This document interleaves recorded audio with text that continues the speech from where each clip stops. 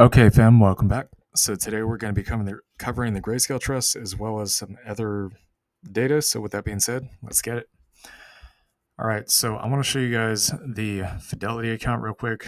And I know that there was somebody that was saying like, "Oh yeah, you guys are making some secret trades, guys. We don't need to make secret trades. Okay, if we wanted to trade in secret, we just simply wouldn't have the social media accounts. So whoever came up with that idea has no idea what they're talking about. We don't actually need to make content to make trades, and that would therefore be a secret trade, would it not? Okay, so you can see the transactions here. We have not made any transactions since last year. One of the reasons, well, I mean, the prices are pretty cheap. They're good to buy, but one of the reasons is taxes we got to think about. Instead of allocating that money towards assets, we have to make sure that the tax bill can be paid. So there is that. We'll cover Trump buying Ethereum in a minute. I first wanted to get into the portfolio so you guys can see the portfolio is still pretty much the same as it was before. Still waiting on CLSK earnings. We'll have to see how that plays out. We've been buying some SPYT because it has been pretty cheap as of lately, which is rare because the markets usually just go up and to the right. But lately, they've been giving us some pretty juicy dip buying opportunities. So yield max ETFs, I'm sure a lot of you guys have seen this. So GPTY 33 cents, LFGY 62 cents, YMAX 19 cents, YMAG 18 cents, Coney $1.04, Fiat 55 cents, MSFO 36 cents, AMDY 38 cents, NFLY $1.07, ABNY 40 cents, PYPY 66 cents, ULTY 53 cents, and then it looks like they're doing one for Carvana as well. So we have here RDTE. This is the Round Hill ETFs. These are weekly paying, by the way. So 28 cents on this one. We'll go back up here real quick and pop over to the Qs. So on the Qs, we have just over 23 cents per share on this one. And last but not least, XDTE. So this is the S&P version. S&P is obviously much less volatile than the NASDAQ and the Russell. So you're probably going to get a lower dividend payment on this one, but a total greater return would be my guess. So 18 cents here on XDTE. SPYT, this one I believe did just recently pay out, yesterday. So just shy of 33 cents here per share. And then we have GPIX. This is the S&P version of the Goldman Sachs income ETF. So just shy of 36 cents here, but you can see the dividends are pretty much steadily climbing over time.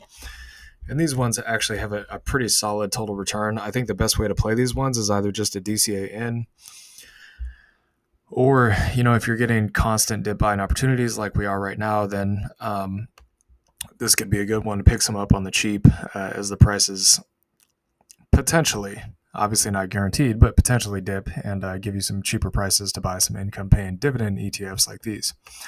So just shy of 44 cents here on GPIC. Okay, so in terms of the macros, so it would appear that both Mexico and Canada capitulated, so they pretty much gave Trump what he wanted. Now the question is Europe and China going to do it? In my opinion, yes, I do think they're going to do it. We're just going to have to wait and see how it plays out, but I'm pretty confident they're going to do it. Bitcoin mainly just going sideways at this point. The altcoin market is starting to recover after this nasty dip. I can tell you guys right now, Ethereum got absolutely SHAT on, and everybody and their brother was buying this stuff up. And I don't know the exact day when this dip happened, so it was 3 days ago. I'm willing to bet a lot of these big boys like BlackRock and Trump and all these other guys. They probably bought some, whether they did or not. Obviously, is up for debate. Trump bought, I should say his World Liberty Financial bought a bunch of Ethereum, as you guys can see here. You can go look this information up for yourself. They really have a lot of ETH here. They have 190 million at current market prices. That is a lot of money.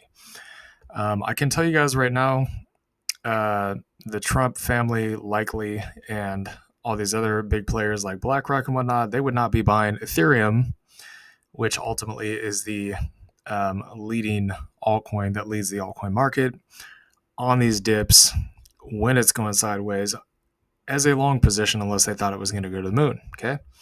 Nobody buys a long position unless they expect their asset prices to go up, especially not people with billions of dollars. Okay. All right. So enough about that. Let's get into the trusts. I'm pretty much just going to cover the buy areas here for you guys. You guys already know what the targets and the resistance zones are. So LTCN probably somewhere in this, I'd say around these wick lows. So right around that $9 area, maybe up to 10, right around those candle lows could be potentially a good area to pick some up. BCHG, so these two on LTCN and BCHG, because these could very easily be undercuts and they could just shoot straight back up. That does happen a lot in markets, like you see here. This was an undercut, okay? This whole little thing right here was technically an undercut meant to try to fool people. Once we got below this zone here, it does happen pretty frequently in markets, believe it or not. You just got to look for it. So anyways, BCHG right around these wick candle lows, right around that 3 to 3.25 area, I'd say is a good potential strong support area. HZEN pretty much right around the current price, so about 3 to 325. You can see a lot of wick action going on there from the buyers. ETCG. So let me zoom out here a little bit, try to get this support zone lined up. So now we got the support with the trend line. You guys can see it was resistance back here, support right in here. So it's a pretty solid zone. I would say probably anywhere between 9 going up to 13 on this one, because if Ethereum, well, I shouldn't say if, when Ethereum does go ballistic, these prices are probably going to move pretty fast. I just don't see any other way of that happening because we're already in February and the next leg of the crypto bull run hasn't even started yet. So that just means a more condensed, much more aggressive, even explosive and violent move to the upside in crypto, maybe within a shorter period of time. So ETH pretty much right around the current levels is, the bottom of this candle at 21 is a good area. You could look potentially all the way down to 1830. GBAT, anywhere around these wick lows. There's a lot of wicks in here, so they're kind of all over the place. So anywhere between $3 to maybe $4 on this one. FILG, so probably somewhere between 20 to about 24, 25 on this one. Let's see, GLIV. I would say maybe even as low as 680 on this one. Could potentially be a good area to buy some. G-Link. So yeah, this one's all over the place. I don't like this one so much, but I would probably say maybe all the way down to 45. Do I think it's going to go that low? Maybe, maybe not. That remains to be seen. So on GSOL, anywhere between 16 to 22 is a good area to pick some up, just in case for whatever reason, we get another stupid FUD by the market where they're like, oh, guys, the world's coming to an end. Oh, God, watch our media channel. And then, boom, all of a sudden it just pops back up. They love doing that to people. Y'all don't know this, but maybe some of you do. But if you've been in the markets for a while, you know this is common. If you don't and you're wondering why we get these random spikes down, it's always because of some kind of news catalyst. Always, always, always news catalyst. And if it's not because of a news catalyst, it's probably some black swan event, which we hardly ever get. So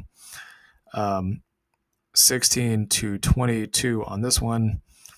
It's just been news catalyst after news catalyst lately. If it's not one thing, it's another thing. If it's not the Trump tariffs, then it's the Fed doesn't want to cut rates, or there's a risk of World War III, or there's all kinds of crap that these people talk about. So 37 for GXLM for the lows at this point. Mana here. So I'd be looking potentially around this yellow line, 740 going up to about 10 on this one. You can see it was a pretty strong resistance level here, pretty strong support here, strong support here.